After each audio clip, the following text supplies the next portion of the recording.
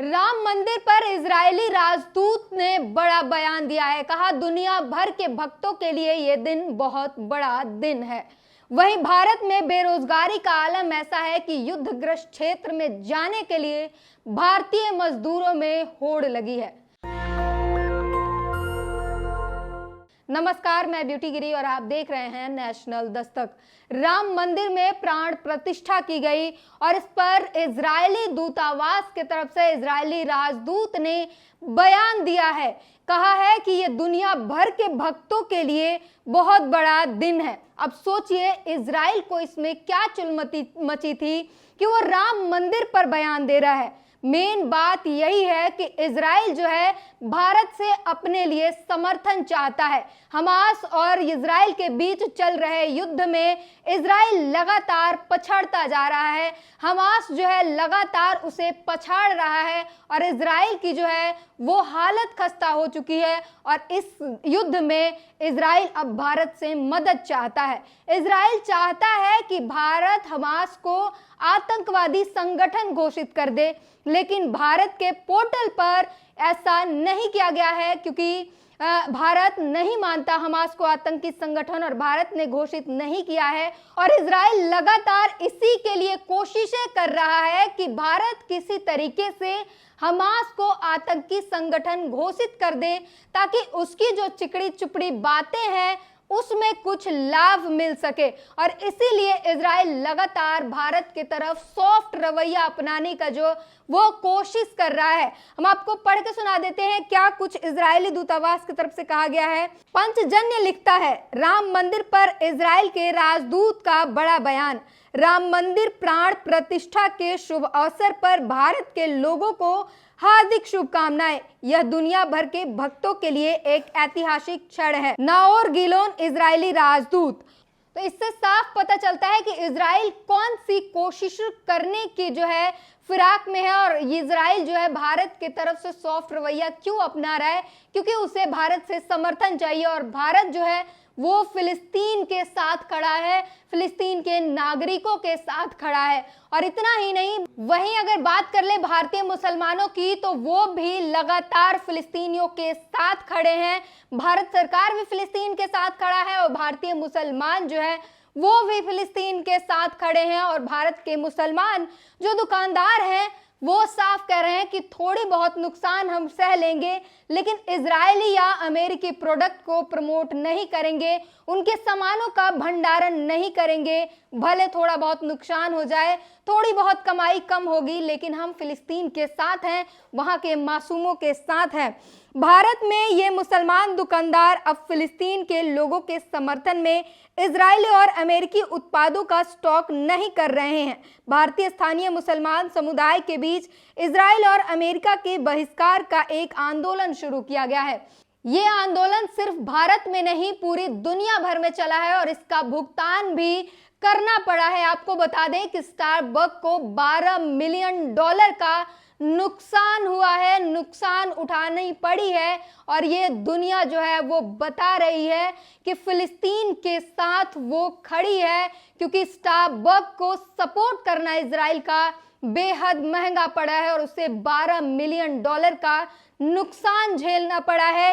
और ये सबूतों के साथ हम बता रहे हैं, इजराइल का समर्थन करने वाली यहूदी कंपनियों और उत्पादों का बहिष्कार के परिणाम स्वरूप स्टारबक को $12 मिलियन का नुकसान हुआ। एक अमेरिकी महिला इजराइल समर्थन उत्पादों के बहिष्कार के परिणाम को साझा कर रही है और लोग ये बता रहे हैं। वहीं मैकडोनल्ड ने जो है वो कंप्लेन दर्ज की है, उसने केस भी किया है उन लोगों के खिलाफ जिन्होंने बहिष्कार का ट्रेंड शुरू किया, क्योंकि मैकडोनल्ड को भी बहुत भारी नुकसान सहना पड़ा है और उसको लेकर उसने केस किया है। तो साफ पता चल रहा है कि किस तरीके से देश और दुनिया के तमाम लोग जो हैं वो फिलिस्तीनियों के समर्थन में आ रहे हैं। भले कमाई कम होगी, लेकिन फिलिस्तीन के साथ खड़े होंगे, इजराइल का साथ नहीं देंगे।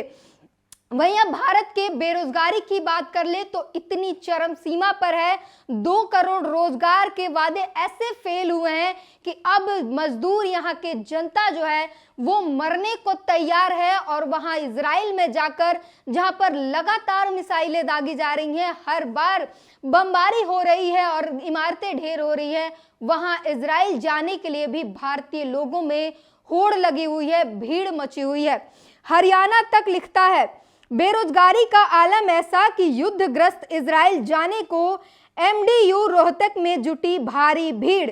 हरियाणा सरकार ने HKRN में के माध्यम से निकाली थी 10,000 भर्तियां। हरियाणा के अलावा यूपी, राजस्थान और पंजाब से भी बड़ी संख्या में इंटरव्यू देने पहुंचे युवा। सोचिए, भारतीय युवा जिन्हें अब रोजगार मांग मांग कर, ट्रेंड चला चला कर परेशान हो चुके हैं, और अब वो अपनी मौत को कबूल कर वो इजराइल जाना पसंद कर रहे हैं। सोचिए, हमने पहले ही आपको वीडियो में बताया था कि उनसे बात की जाए, उनसे पूछा जाए कि आखिर वो किस मजबूरी में इजराइल जाना कबूल कर रहे हैं, इजराइल जाना चाहते हैं। यही निकल कर आएगा कि वो परेशान है, अपने घर वालों का, अपने बच्चों का, अपने परिवार का भरण पोषण करने का रास्ता नहीं है, उनके पास काम नहीं है, और इसलिए वो अपने मौत को मुंह में लेकर इजराइल जाना चाहते हैं। और वही निकल कर सामने आया। और इतना ही नहीं, युवा जो है वो इजराइल जाना चाहता है और उसके लिए भारी भीड़ मची है इजराइल जाने के लिए, इजराइल जैसे युद्धग्रस्त क्षेत्र में जाने के लिए, जहां पर कुछ पता नहीं है कब कौन सी मिसाइल आएगी, कब कौन सा बम गिरेगा, और उसके बाद कितनी तबाही होगी, कितनों की मौत होगी, कितने लोग जिंदा वापस घर आएंगे। ये सब कुछ जानते हुए भी भारतीय लोग इजराइल जाना चाहते हैं, क्योंकि उनके पास दूसरा कोई रास्ता नहीं बचा है। वो भूखे मर रहे हैं, वो सोच रहे हैं कि यहाँ पर परिवार को भूखे मारने से बेहतर है इजराइल जाकर 4 पैसे, अगर जान बचती है तो 4 पैसे कमाकर परिवार का पेट भरें। और इसीलिए वो अपनी मौत को हथेली पर लेकर इजराइल जाने के लिए, भीड़ में इंटरव्यू देने के लिए भीड़ मची है भारतीय लोगों में। सोचिए क्या हालात हो गए हैं देश के। वहीं फिरदौस फिजा ने वहां के मासूम बच्चों की जो हालत है उस पर लगातार आवाज उठा रही हैं और तस्वीरें साझा कर रही हैं। अपनी फैमिली में ये बच्चा अकेला जिंदा बचा है। अब आप सब ही बताइए, बिना परिवार के ये कैसे सरवाइव करेगा। लानत है इजराइल पर। और एक बच्चे की जो है वीडियो उन्होंने शेयर किया है। इसी के साथ एक और है, द मुस्लिम लिखता है, जब हम सो रहे थे तो एक मिसाइल हम पर गिरी। एक बच्चा अपने परिवार के घर पर इजराइल की बमबारी के बारे में बता रहा है।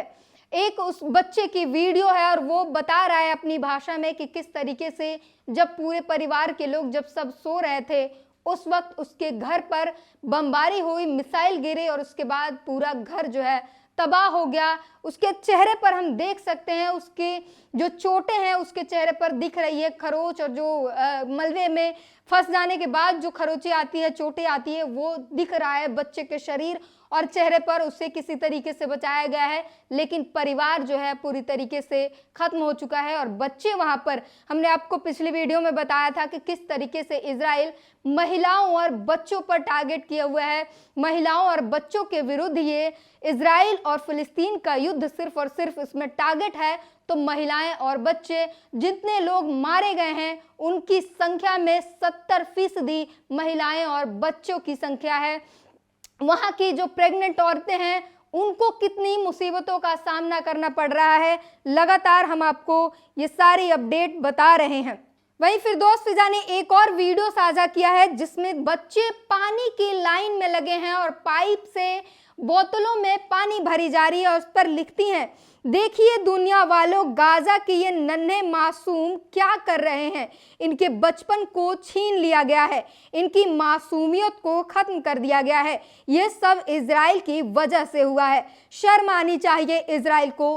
#Gaza genocide. वहां के बच्चे सबसे ज्यादा इस युद्ध से प्रभावित हुए हैं, लेकिन पूरी दुनिया इस वीडियो को, इस तस्वीर को देखकर पिघल रही है। लेकिन अगर किसी का दिल नहीं पिघल रहा है, किसी का दिल पत्थर का है, तो वो इजराइल के प्रधानमंत्री बेंजामिन नेतन्याहू का है, इजरायली सैनिकों का है। और इजरायली सैनिकों के बारे में क्या ही बात करें, उनकी बर्बरता की तो बातें आप सब पहले से ही जानते हैं। किस तरीके से मासूम फिलिस्तीनी जो खाने और पीने के लिए पानी की लाइन में लगे थे, उन मासूम फिलिस्तीनियों पर, निहत्थे फिलिस्तीनियों पर जो खाने की लाइन में लगे हैं, उन पर गोलीबारी की जा रही है, उन्हें मौत के घाट उतारा जा रहा है, कब्रिस्तान पर बुलडोजर चलाया जा रहा है, कब्र से लाशें निकालकर बाहर फेंके जा रहे हैं। और ये सनक किसी को समझ नहीं आ रही कि आखिर बेंजामिन नेतन्याहू के दिमाग में, इजरायली सैनिकों के दिमाग में क्या चल रहा है, वो करना क्या चाह रहे हैं, कब्र से लाशें निकालकर उन्हें क्या मिल रहा है। इस कृत्य के लिए लगातार दुनिया भर से जो है वो निंदा की जा रही है और लोग जो हैं उनकी इस हरकत को लेकर पूरी दुनिया भर में जो है निंदा की जा रही है और बेंजामिन नेतन्याहू के लिए थू थू हो रही है। इस पूरी बातचीत पर अपनी प्रतिक्रिया जरूर दीजिए। नेशनल दस्तक की आपसे गुजारिश है कि अगर इसको बचाना चाहते हैं तो नेशनल दस्तक को सब्सक्राइब करने के लिए रेड कलर के सब्सक्राइब बटन को दबाएं, फिर बेल आइकन की घंटी दबाएं। नेशनल दस्तक को बचाने के लिए बहुत जरूरी है कि हर खबर को शेयर करें, लाइक करें, कमेंट जरूर करें।